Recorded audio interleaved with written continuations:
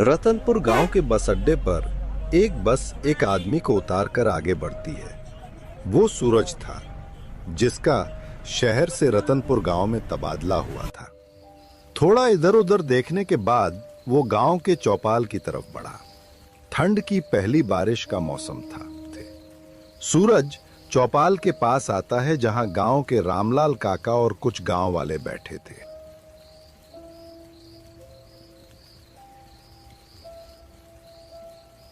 काका, मैं सूरज मेहरा, नया डाक कर्मचारी। शहर से तबादला हुआ है। ठंड की बारिशों के मौसम में सरकार ने यहाँ भेज दिया। यहाँ के डाक खाने का कर्मचारी दफ्तर में ही है या घर चला गया? अच्छा, तो तुम हो न्याय कर्मचारी। बाबू, यहाँ दफ्तर में इतनी रात तक कोई नहीं रुकता। वो भी ठंड के बारिश के मौसम में तो दफ्तर शाम 4 बजे ही बंद कर दिया जाता है। क्यों भला? ऐसा क्यों सरकार हमें 4 बजे दफ्तर बंद करने की तनख्वाह नहीं देती? इसीलिए शायद मेरा तबादला यहाँ किया गया है। वो यहाँ ठीक से काम नहीं कर रहा होगा। बाबू, मैं तो यही कहता हूँ कि आप भी इतनी देर रात तक काम मत करना। और हाँ, इस मौसम में सारी चिट्ठियाँ मत देखना, खासकर वो चिट्ठियाँ जिन पर पता न लिखा गया हो। अरे, चिट्ठी तो चिट्ठी है काका। डाक बांटना मेरा काम है। कोई भूत प्रेत थोड़े ही मिलेंगे। ठंड तो शहर में भी होती है, तो यहाँ की ठंड से या बारिश से क्या डरना? आपका तो ऐसे चेहरा उतरा है जैसे कोई भूत देख लिया हो। हंसी मजाक छोड़ सूरज, महीने की आखिरी रात को जो चिट्ठी आए उसे मत खोलना। वो डाकिया वो ठंडी बारिश में आता है और ले जाता है। पिछले साल मोहन चाचा को ले गया था। डाकिया? रामलाल जी, मुझे तो कहा गया था कि यहाँ अभी तक कोई डाकिया नियुक्त नहीं किया गया। आपको कोई वहम हो गया होगा। ठीक है, मैं सावधान रहूंगा, लेकिन पहले मुझे डाक खाने की तरफ ले चलिए। ये बारिश और ज्यादा बढ़ रही है और ठंड भी लग रही है। रामलाल काका सूरज को डाक खाने की तरफ ले चलते हैं। एकदम से बारिश भी शुरू हो जाती है।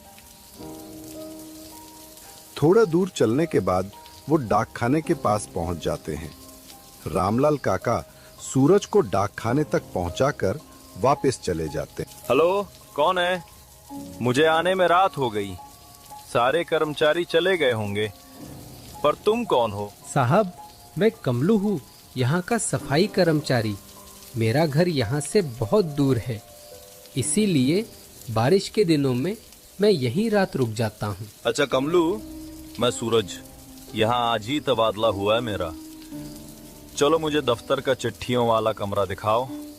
दफ्तर की हालत देखकर लगता है सारे के सारे यहाँ आलसी हैं। कमलू सूरज को चिट्ठियों वाले कमरे में ले आता है, जहाँ पर बहुत धूल होती है। हे भगवान, कितनी धूल पड़ी है यहाँ पर, कितनी चिट्ठियाँ बिखरी पड़ी हैं। तुम यहाँ के सफाई कर्मचारी हो तो ये क्या है? आखिर इतनी चिट्ठियाँ यहाँ पर क्या कर रही हैं? इनको इनके पते तक पहुँचाया क्यों नहीं गया? साहब, ये सारी चिट्ठियाँ बिना पते की हैं। हम कोई भी इन चिट्ठियों को नहीं खोलता। बड़े साहब ने ये कमरा बंद ही रखने को कहा है। वो अपने दिखाने को बोला, इसलिए मैं आपको यहाँ ले आया। तुम्हारा ये क्या मतलब हुआ भला? सब काम न करने के बहाने हैं। इतनी चिट्ठियाँ बिखरी पड़ी हैं, कल इन सबको पते तक पहुँचाने का काम करना है। साहब, आप नई चिट्ठियों को मत छूना, खासकर वो जो बिना पते की होती हैं। ये ठंडी बारिश में वो चिट्ठियाँ आती हैं और जो इन्हें खोलता है वो। कमलू, ये सब गांव की कहानियां हैं।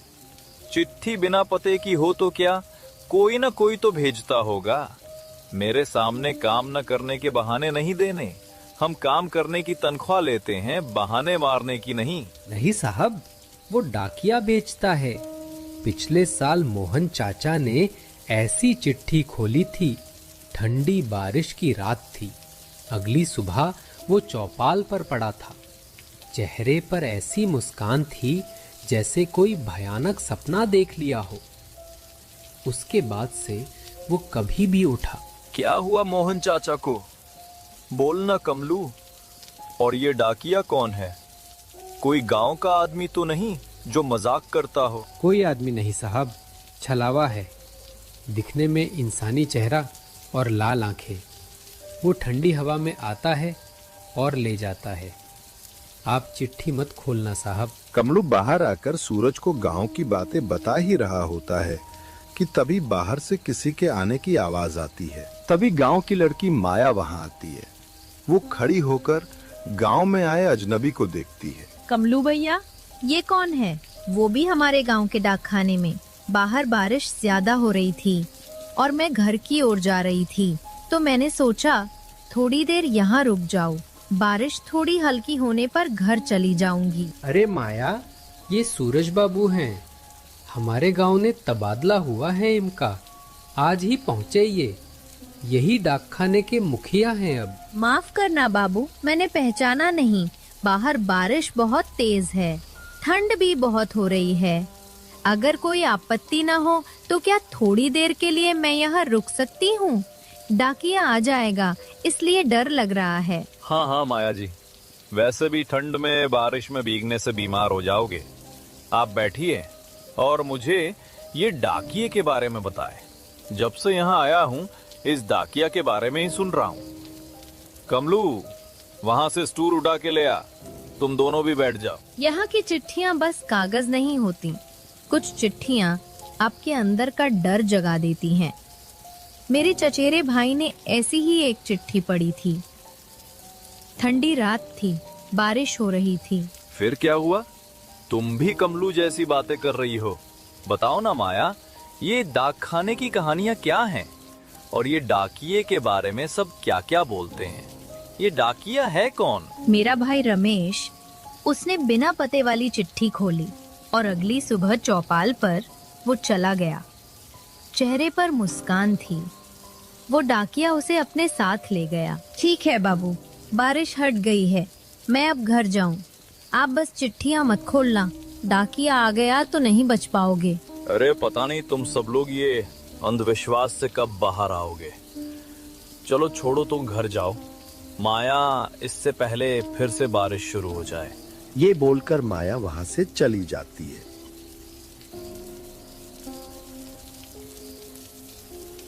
सूरज कुछ देर आराम करने के लिए चिट्ठियों वाले कमरे में आता है, पर हर तरफ चिट्ठियां बिखरी पड़ी थी।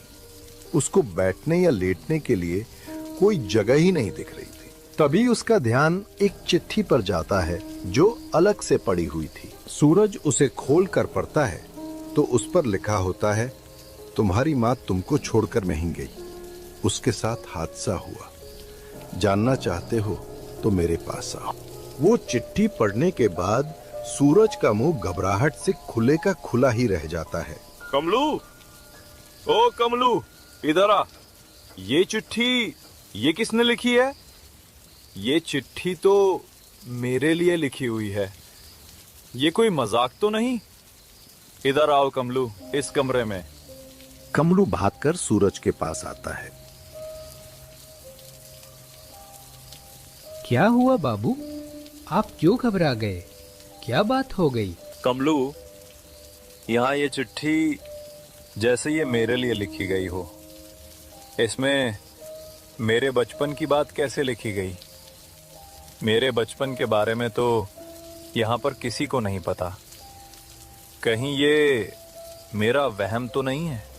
साहब, आपने चिट्ठी पढ़ ली।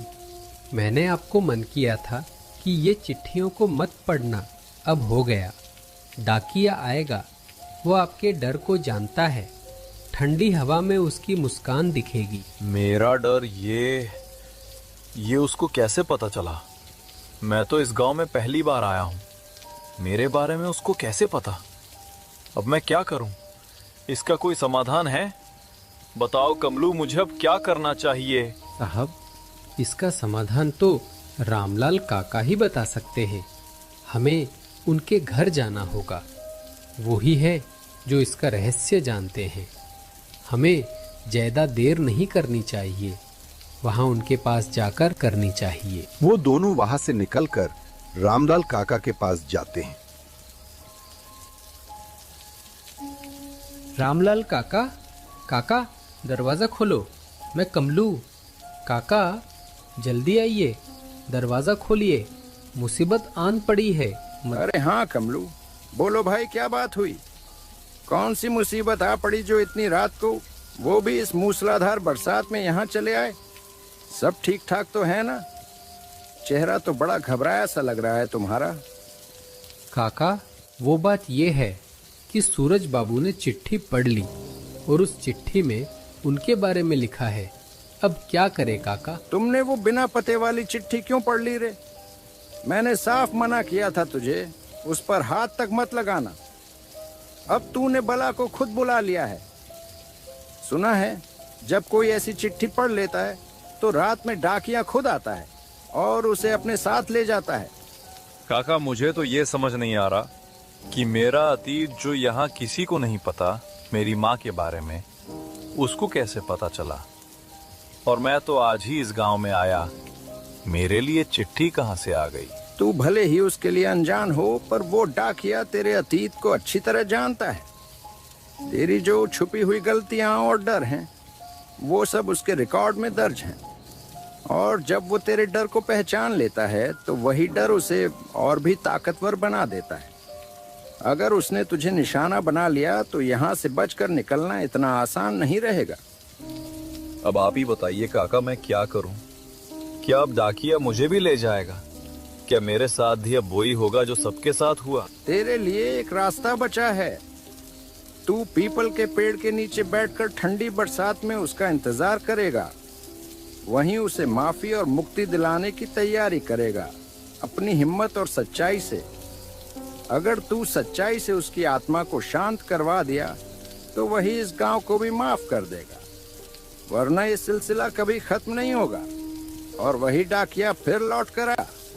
वो ठंडी बरसात में पुराने पीपल के पेड़ के नीचे चुपचाप बैठा डाकिये का इंतजार कर रहा था। चारों ओर सन्नाटा था, बस दूर कहीं कुत्तों के भौंकने की आवाजें रात को और गहरी बना रही थी। तभी कीचड़ भरे रास्ते पर किसी के धीरे धीरे चलते कदमों की आहट सुनाई दी। कौन है? कौन है वहां पर? मैं तुमसे डरने वाला नहीं हूं। सामने आओ मेरे, जो कोई भी है। मेरे अतीत के बारे में लिखोगे तो तुमको क्या लगा, मैं डर जाऊंगा? मैं तुमसे नहीं डरता। हिम्मत है तो सामने आओ। दिल की धड़कन तेज हो गई। उसने मुड़कर देखा, वही डाकिया अपनी साइकिल के साथ बिल्कुल उसके पीछे खड़ा था। उसे सामने खड़ा देखकर वो एकदम सहम गया। दिल जोर जोर से धड़कने लगा। बारिश और ठंडी हवा में डर और गहरा हो गया, मगर उसने गहरी सांस ली। मनी मन बोला, अब डर से नहीं, हिम्मत से काम लेना होगा। कौन हो तुम? मेरे बारे में कैसे जानते हो? ये गांव वालों को तुमने क्यों डरा कर रखा है? आखिरकार तुम्हारा मकसद क्या है? मैं हरिया हूँ, यहाँ का डाकिया। मैं किसी को नहीं छोड़ूंगा। जो मेरे साथ हुआ उसका बदला तो मैं लेके रहूंगा। तुम में से कोई नहीं बचेगा अब। क्या हुआ था तुम्हारे साथ? मुझे शुरू से बताओ। तुम्हारी मुझसे क्या दुश्मनी है? गांव वालों को तुम क्यों सजा दे रहे हो? बहुत साल पहले इस गांव में एक औरत ने मुझ पर झूठा इल्जाम लगा दिया था। इन सब गांव वालों ने बिना सच जाने मुझे दोषी बना दिया और मुझे कुएं से बांध दिया। मैं वहां भूखा प्यासा तड़पता रहा। देखो, वो सब गलती से हुआ, और वो औरत, उस औरत से तो तुमने बदला ले लिया हो। इतने साल पहले इनके पूर्वजों की गलती की साथ तुम अब लोगों को क्यों दे रहे हो? जो तुम्हारे साथ गलत हुआ उसका मुझे भी दुख है, पर तुम उन लोगों की तरह न्याय मत करो। मैं ऐसे क्यों जाने दूं सबको? मेरा सच आज तक इस गांव को पता ही नहीं चला। सभी गांव वालों को मेरी सच्चाई बताओ, मेरे साथ क्या हुआ। फिर इस गांव को मैं माफ करूंगा। ठीक है, मैं तुम्हारा सच पूरे गांव को बताऊंगा और तुमको इंसाफ दिलवाऊंगा। तुम कृपया सबको माफ कर दो। ठीक है, मैं इस गांव को अब एक मौका देता हूँ। माफ कर रहा हूँ, पर समझ लो, अगर फिर किसी ने वैसी हरकत की तो मैं लौट आऊँगा और फिर किसी को माफ़ी नहीं मिलेगी। ये गांव को पश्चाताप का आखिरी मौका है, अपनी करनी सुधार लो। इतना कहते ही वो गायब हो जाता है। अगले दिन से सभी गांव वाले डाक खाने के डर से मुक्त हो जाते हैं, पर अभी भी ये सिलसिला खत्म नहीं हुआ था।